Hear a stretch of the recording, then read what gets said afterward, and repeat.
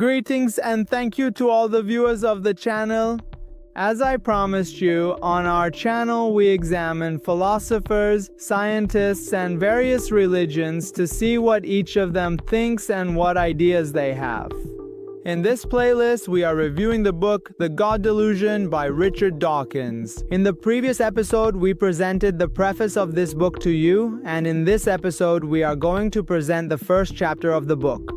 In this chapter, Richard Dawkins talks about how great figures and philosophers of the world, like Einstein and other prominent individuals, were atheists, and he sets out to prove this to you. Richard Dawkins says in his first chapter that there were great individuals who were atheists, but religious people called them believers in God and misinterpreted their statements. And to support his statements, he uses quotes from these great individuals, which, so as not to bore you and to make this video useful, I will put for you in the description. Be sure to read them. But let's look at a few of Einstein's statements together. I am a deeply religious atheist. This is a new kind of religion. In my opinion, the idea of a personal God is completely strange and even naive. After these statements, Einstein was heavily criticized by his detractors. Alright, let's review together. Believers in God are those who imagine a being beyond our comprehension, who created this world, influences our daily lives, hears our prayers, and does things for us. These people are called theists. Who are deists? They are people who believe in God, those who say that a God created this world and set its laws, but does not intervene in our daily lives, does not get involved in our thoughts and decisions, and therefore does not answer prayers. Who are pantheists? These are mostly physicists and those with Einsteinian views. People who see God in a poetic way, as the laws governing nature. Einstein's views are actually pantheistic because he says God does not play dice. Or in other words, randomness is not inherent in the nature of things. Or he asks, did God have any other choice in creating the world? This is another topic that Richard Dawkins discusses. He says they have an undue respect for religion, and he gives several examples of this. He says religion is an idea in which there is no why or how. Because if religion says that shaving damaged hair on Saturdays is forbidden, you are expected to respect that without any question or reasoning, simply agree and show respect for those beliefs. Whereas in other matters, we don't have anything like this. Another example he gives of this kind of respect is that during wartime, the best way to avoid fighting is to say that your parents are pacifists. If you can prove that you have a doctorate in ethics and that war is something bad and immoral, you still can't avoid going to war if it's during your military service. But if you can prove that your parents follow a pacifist religion, you could avoid military service. Another example that talks about this kind of respect is about a student who wore a t-shirt with various words related to his religion written on it, and the university authorities did not allow him to enter the university. After the boy's parents filed a lawsuit in court, arguing that they should have religious freedom, their complaint was upheld. But if they had filed a complaint based on freedom of expression, this outcome would not have happened for them. In 2006, 12 caricature drawings of the Prophet were unfairly published, and these images were released from Denmark, leading to many protests in Pakistan and other Muslim countries. The Danish flag was burned, churches in that country were subjected to violence, and during those protests, 9 people were killed. Next, Dawkins provides some explanations about polytheism, monotheism, and the religious foundations in America. Richard Dawkins says that the God described in the Bible is a jealous God who is envious, misogynistic, commits genocide, and even sends plagues. To prove his point, he says, Winston Churchill's son, who had decided to distance himself from sacred texts after reading the Bible over a 2-week period, started laughing out loud and said, "Oh my God, what a dirty God." And likewise, Thomas Jefferson, who was a more cultured man, says, "The God of Moses has a terrible personality, spiteful, lustful, and unfair." Well, in fact, the hypothesis of God has always been based on local traditions and myths and has never contained any credible evidence. Another point I can't help but mention is the confidence of those who speak about the details of their religious matters as if they have proof for them, when in fact they do not. They can't prove it, and they have no evidence that these details actually happened. Most of the people watching this video follow Abrahamic religions, so I need to discuss this topic in more detail. Pope John Paul II, when he survived an unsuccessful assassination attempt in Rome, he said, "I saw a motherly hand that guided the bullet away from me and threw it aside." Some people said maybe the medical team that worked on you for 6 hours straight deserves some credit, but he insisted that the lady was Our Lady of Fatima. Don't you think that's ridiculous?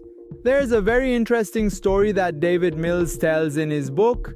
He says that every year, a Christian healer would come with his cross and tell people with cancer not to use chemotherapy or other treatments anymore.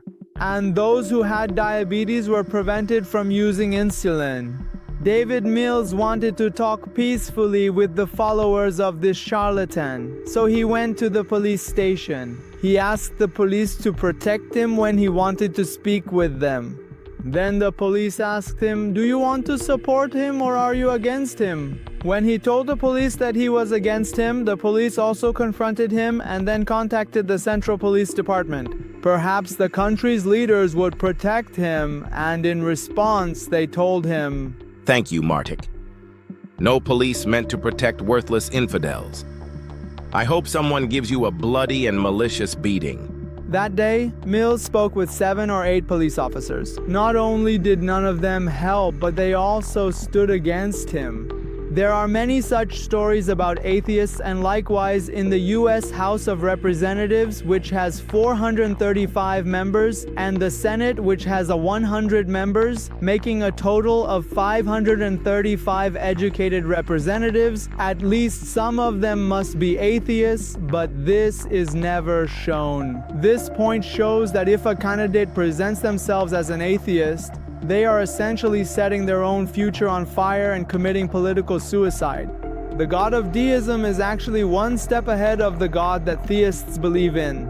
But unfortunately, its existence is no more likely than that of the biblical God. The hypothesis of God's existence is unnecessary in every form. The deistic God who set off the Big Bang and was never heard from again is actually a step ahead of the God that theists believe in. And in the age of strong faith, even the deistic God would be ridiculed and treated like atheists. Richard Dawkins goes on to demonstrate that the American founding fathers were secularists who were either agnostic or deist, and that if they lived in the present era, they would definitely be atheists. I will include a quote from Senator Barry Goldwater and Jefferson in the description for you to read. And some people point out this contradiction in Richard Dawkins' statement. Why is it that America, which has a secular founding, is now considered by religious countries to be the most religious country in the world, while England, which has an official church, is among the most secular countries? He points out that in England, 2 groups, the Protestants and the Catholics, came to power, and whenever one of them gained control, they would suppress the other. This led to people in England becoming disillusioned with religion. And another reason is that America is a country of immigrants, and those who migrate there, instead of turning to their own ethnic groups, seek refuge in religion and the church. There is also another hypothesis. Legally, America is a secular country, and religion there has turned into a business. Churches, in order to expand and increase their resources, have tried to attract people and deceive them. Continuing with our research, as presented in Richard Dawkins' book, The God Delusion, we will show you the thoughts of an atheist. If you've enjoyed the video so far, be sure to subscribe to our channel and give this video a like as well. Let's continue and watch the rest of the video together. Greydell says that the great evil, which is monotheism, has had its male representatives on earth for over 2,000 years, coming from Abrahamic religions like Judaism, Christianity, and Islam, and they have shown hatred towards women. Judaism was originally an ethnic religion with a strict, sexually restrictive God, obsessed with half-burned meat and harboring hatred towards women. And after that came Christianity, as a sect that was less strict and intended for the general public. Judaism was only for that particular people, but Christianity was for everyone. And then, centuries later, Muhammad came with the Quran with the view that faith should be spread through military campaigns and conquests. Other religions like Buddhism and Confucianism are not even considered religions, rather they are moral cultures for living.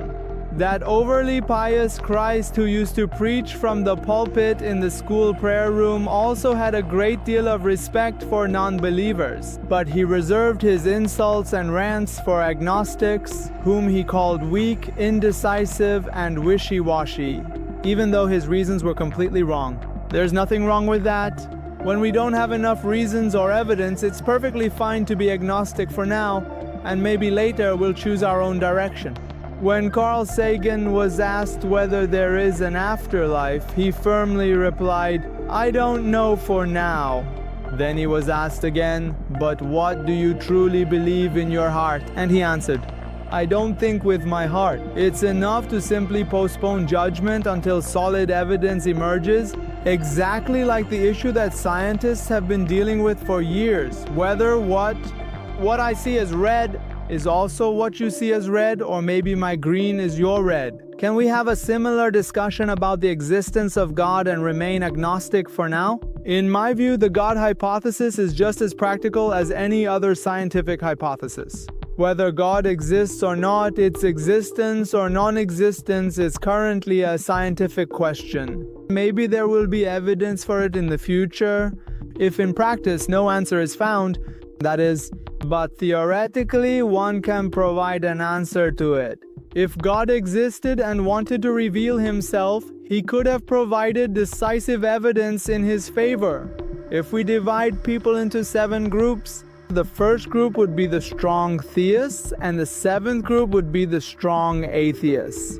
The 4th group is in the middle, and there are 2 groups above and below that. Let's assign probabilities to these groups.